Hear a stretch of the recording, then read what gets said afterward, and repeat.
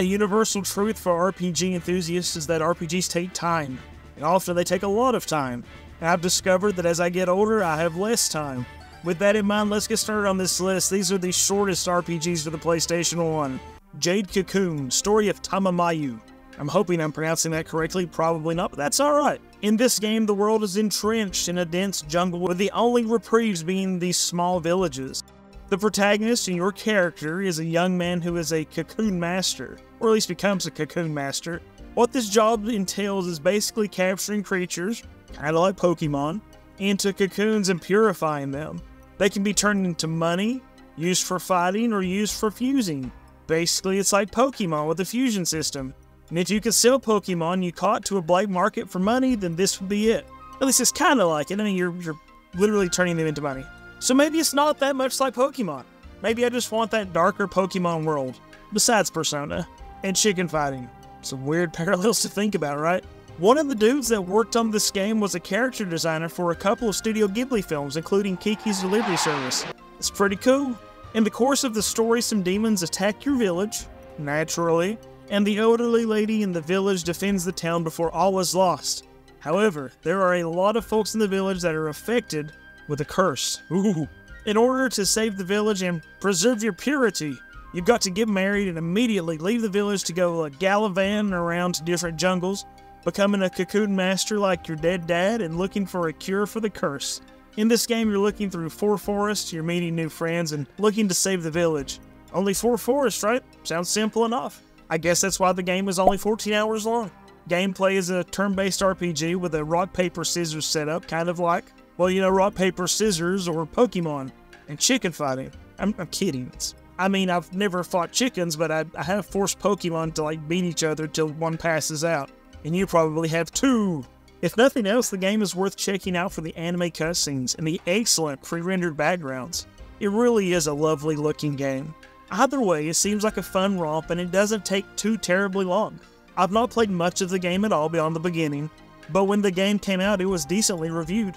The game was available on PS3 for download for a while, but it isn't as easily available anymore. Your best bet, of course, naturally, is going to be emulation, as the original is, big surprise, getting a little pricey. Kodelka. Kodelka sounds amazing on paper. This is a horror RPG that's based in Wales in 1898. I mean, what can go wrong here? This is a recipe for excellence. The setting of the captivating storyline is the haunted Nemeton Monastery situated in Wales. The plot revolves around the journey of the main characters as they uncover this long-kept secret of Nemeton and confront the monstrous beings born from its dark and mysterious past. The gameplay is divided into distinct segments: event scenes, where story sequences unfold, exploration, which incorporates some puzzle-solving elements, and the battle screen, of course, where players engage in combat against the monstrous creatures that inhabit Nemeton. It's kind of reminiscent of Resident Evil. You have 3D character models on fixed backgrounds. Combat is a turn-based battle system where the positioning of the 3 playable characters is actually pretty important. The players and the enemies are on a grid, and that becomes crucial to understanding how to fight the battle. Like a very small, simple tactical RPG. Characters can equip various weapons, which is nothing out of the ordinary, but these weapons break, kind of like in Tears of the Kingdom or Breath of the Wild. No! God, please, no! No! No! Despite being only 12 hours long, the consistent complaint regarding the game is the slow pace. 12 hours long and a slow pace, that's kind of weird. This game might be one to play on emulator, not necessarily because of the price, which is ridiculous, but because of the ability to fast forward battles on an emulator, and just speed up things.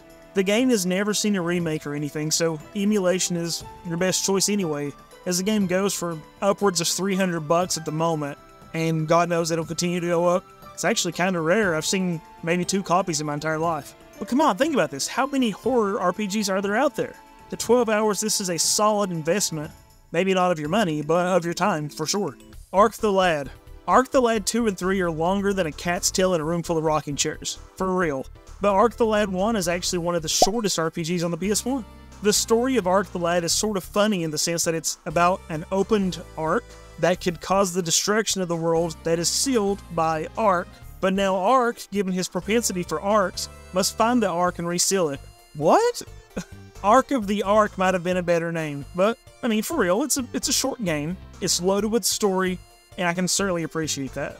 If you've seen any other Ark game, you'll know that the graphics are absolutely beautiful. The pixel art is wonderful. It's a tactical RPG that moves rather swiftly, which is super convenient, of course. Battles aren't short, don't get me wrong there, but the character animations aren't terribly long and they don't waste too much time sliding around on the battlefield or having excessive animations or anything like that. So hear me out. A short RPG, loaded with story, and a battle system that doesn't intentionally waste your time? Count me in. Oh, yeah! Oh, yeah! Oh, yeah! The game was well received when it came out, and it seems like it was for a good reason. Pricing is a bit rough on this one as it's part of an expensive collection on the PS1, so until it is more readily available, maybe it'll become digitally available or something, or maybe we'll get a remaster at some point. But for right now, it might be best to emulate this one until we can get some kind of other release. If it's available elsewhere, please let me know in the comments. I would love to know this. I'm sure others watching this video might be interested as well. Parasite Eve. Parasite Eve is set in 1997 New York where the main protagonist attends an opera, and everything just goes to hell pretty quickly. It's actually a super wild scene if you've never seen it. Holy smokes. I remember being blown away by it back in the day when I was first playing the game. It is very cinematic, particularly for this time. It's a good thing it's not Christmas Eve, right? That could ruin somebody's day. But it is Christmas Eve. Oh my God! So the story takes place as Aya. I don't know that I've ever heard it pronounced in a cutscene. Aya? So the story takes place as the main character looks to discover what is happening over a 6-day period. Who is this Eve lady that's murdering folks and basically what the heck is going on? The 6-day period should give you a pretty good idea as to why the game is short. The days are numbered here, and the game notes the change in day as you progress. As for gameplay, it's an action RPG? Question mark. It's sort of hard for me to classify this as there's active running around on the battlefield, but you target the enemy and everything freezes. It feels almost like the VAD system in Fallout or even Vagrant's story to some extent. Reviewers at the time compared it to Final Fantasy VII and Resident Evil, which is fair I think. It was a pretty Wild West time for RPGs coming off the success of Final Fantasy VII. So wherever a game could try to distinguish itself among the plethora of RPGs that were being churned out at the time, that's what they were going to do. And what a time it was to be an RPG fan. It was good stuff, actually. The attempts to distinguish this game from others paid off, as it was generally well received at the time, and it's highly regarded nowadays by retro enthusiasts. One issue some found with it back in the day was the length, because they said it was short. But I applaud this. Tell me a story, make it concise, let's do this. They did, however, cite the lack of replayability, which at the time, of course, I could see the issue in that. But for me, as an RPG fan now, there are so many things on the table for us to indulge in, I don't think I would be playing through it back to back. Why stick to eating the same baked beans on this smorgasbord of RPG goodness? Get you a bite and kick some rocks, man. You got other stuff to play. I highly recommend Parasite Eve. There have been rumors of a re-release for a while now, but nothing seems to be confirmed. Even so, the game is only around 9.5 hours, so it's worth your time to give this one a go. Again, the best way to play this game nowadays will be emulation, until Square decides to hand us a re-release. A PlayStation Plus copy or something, maybe a remaster. The physical copy of the game keeps going up and up in price, so I guess that means it's time to power it away until we can find some other means of getting it. If anything changes in a release by the time you're watching this video, make sure you drop a comment and let others know. Alright, as for the list, of course I have a few caveats here. This is a list of the shortest RPGs for the PS1, but there's some caveats. HowLongToBeat.com cites Dragon Valor as the shortest RPG, but it's actually a very action-oriented RPG. It's almost arcade-like, and while I would love to talk about this game at some point, I don't think this is the proper place to do it. So I left Dragon Valor off the list of the shortest, but it does cite it as the shortest. Dragon Valor only takes about 7 hours to beat. The same sort of thing goes for Symphony of the Night. This game is incredible. It's actually one of my top 10 games of all time. It is one of the best games of all time. It's wonderful. Universally loved. Castlevania Symphony of the Night takes about 8.5 hours to beat, but again, it is much more action than it is RPG. So I didn't want to detail too much about it on this list. Another game that is cited on HowLongToBeat.com that is exceptionally short is Tecmo Deception.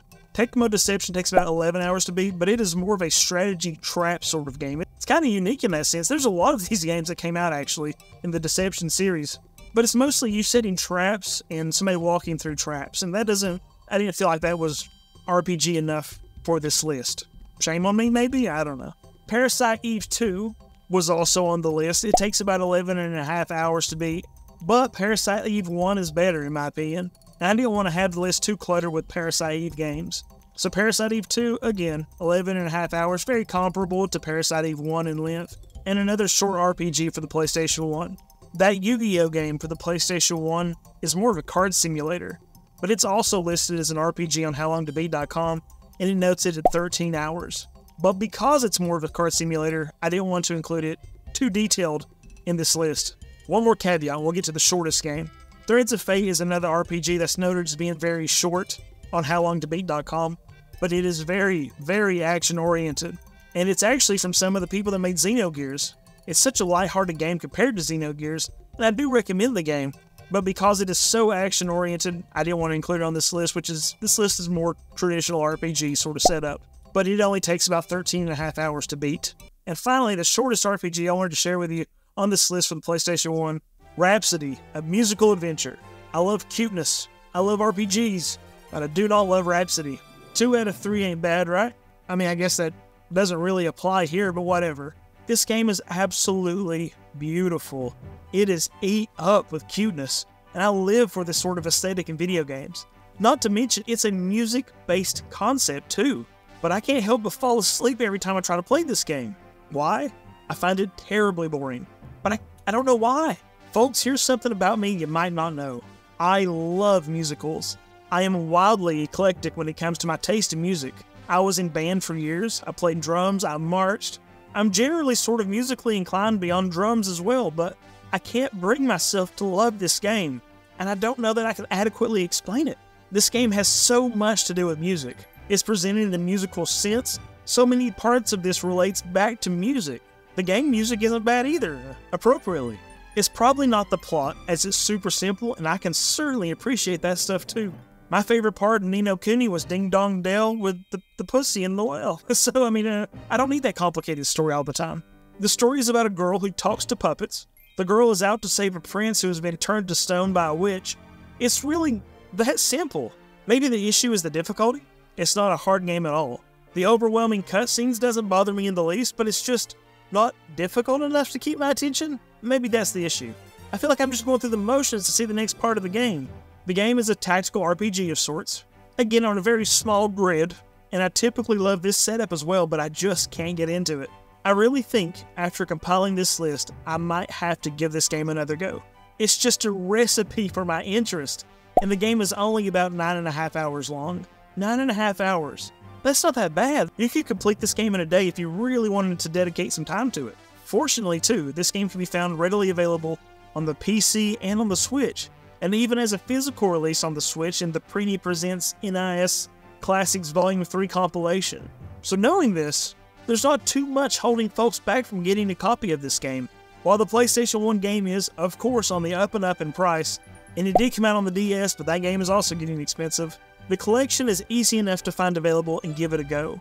Even though I can't honestly say I really like this game at the moment, I should by all means.